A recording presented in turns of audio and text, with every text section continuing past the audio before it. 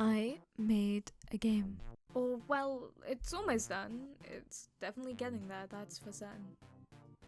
So, the college course I'm in is, in summary, all things game development. We have creative liberty, but also still set modules to cover. It's refreshing, no exams. But circling back, yes, I am making a game. It is the biggest unit we've had to do, and throughout the rest, we've been given days to work on it, or in our free time. We knew it was coming up, and there were certainly some more prepared than others. And when it came to it, it was a mixed bag of progress. There were some people in teams and some who went down the solo route. Everyone had their groups already, and honestly, me being the stubborn creature I am and not wanting someone to mess up my idea or have to worry about relying on someone else, decided to be a solo developer. One thing to note about me is the fact that I am an artist. And making a game isn't just that. Oh, though you should know that there's a whole lot of things that go into making it. World building. You need to have an idea of the world or universe that you want to create within the game. Without that, it might be hard. I mean, in some cases with a couple genres you might not need it. It's nice for depth, even if it is just for a college course. Idea generating is hard sometimes, but I luckily already had a bit of an idea. It spans back to the first ever unit we did in the first year, specifically the part involving making a Twine game. Now, if you don't know what Twine is, where have you been? But in summary, it's a simple open source tool that basically focuses on the storytelling aspects. Usually some sort of like visual novel or completely text-based game and narrative with decision making.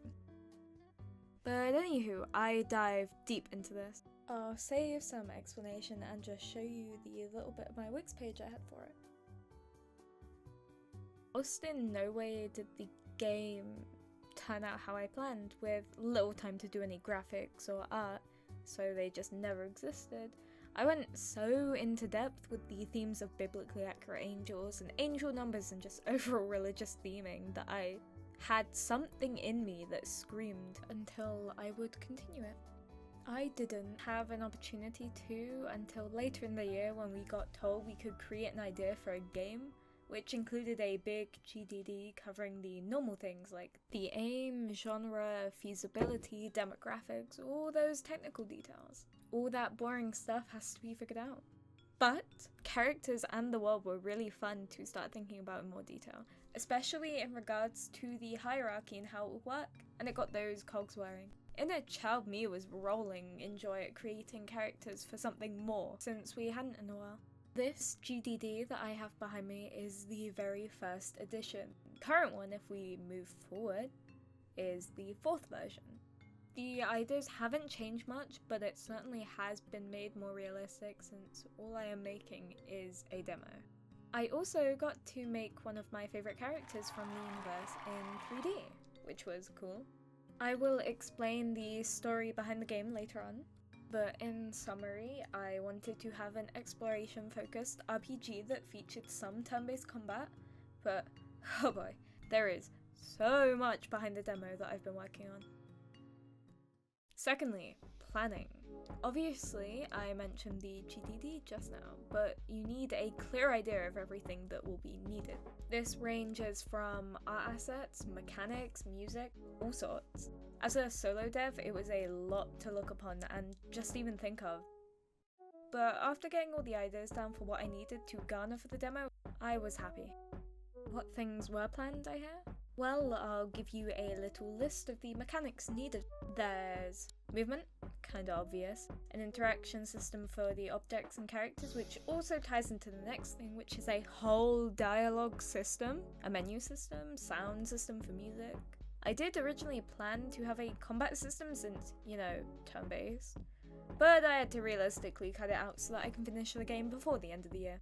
I definitely want to continue it after, since I figured out a bit of a turn-based combat system from a previous unit. I got a bit sidetracked. But there's also all of the art-based assets, which I have to make myself, of course. This goes for the text in the game, the characters, all rooms, and the tile sets and objects within them, Literally, everything you see will be by me. And everything you don't see is also by me.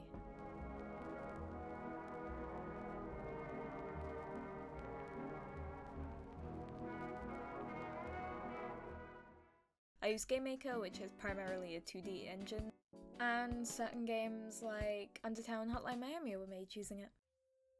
Coding, funnily enough, I mentioned it. I've kept a devlog of everything I've been doing each time I go to work on the game. Getting into it, I definitely underestimated the amount of coding that would go into some of the more simple things.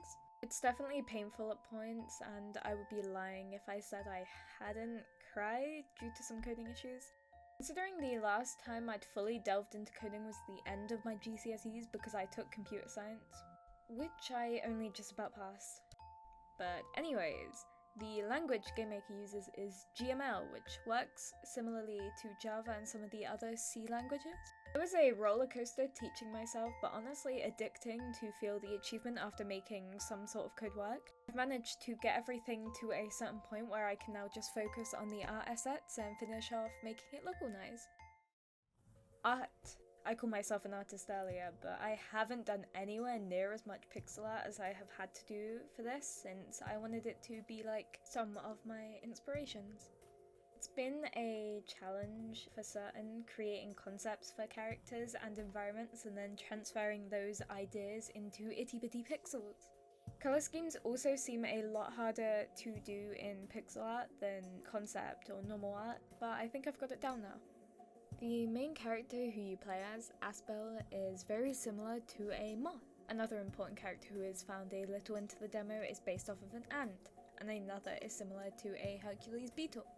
In fact, all of the subraces in the angelic hierarchy are based on different insects, with angels are moths, the messengers are rare but they are ant-like instead of moths, archangels are bees, principalities are beetles, powers are wasps, virtues are dragonflies, dominions are locusts, thrones are spiders, cherubim are mantises, and seraphim are kissing bugs. That's essentially just a really dumbed down version. I went for this as I didn't want to make any of the angels seem in any way human, by making them more anthropological in feeling than physically by making them insectoid. It truly shows that they are nothing like us or the audience and will think and act completely differently to how we would. I was going to mention this earlier, but I wanted to go into detail later regarding the story. The gist of this is I'll actually read it from my GDD. You've been reborn. You're a spiritual being. After starting in a strange room, you get explained to you that you'll be given the responsibility of guiding the unformed. You do not come across any of them until the end of the demo, but you get told that these beings are stuck where you also find yourself, Limbo.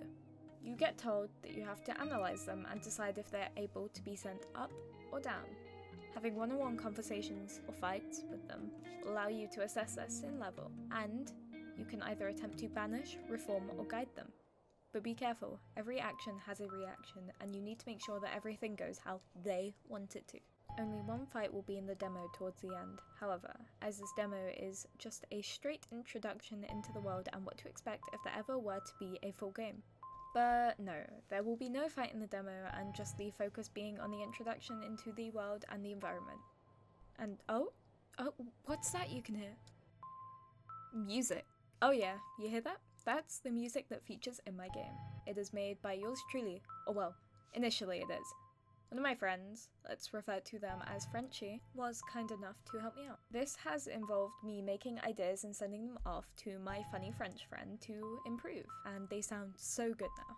Some of it has been me trying to describe the vibe I want and letting them have free rein. I won't sit here and play you the whole soundtrack, you'll just have to play it to listen to it. Ooh, so evil, I know. But honestly, have I enjoyed this unit? So much. Making a universe I created into a game, or at least the beginnings of one, has just been unreal, and I really hope I can expand on it in the future. I'd really like to turn it from just a college project into something I could eventually release into the public. I've been rambling, so I'll let you go now.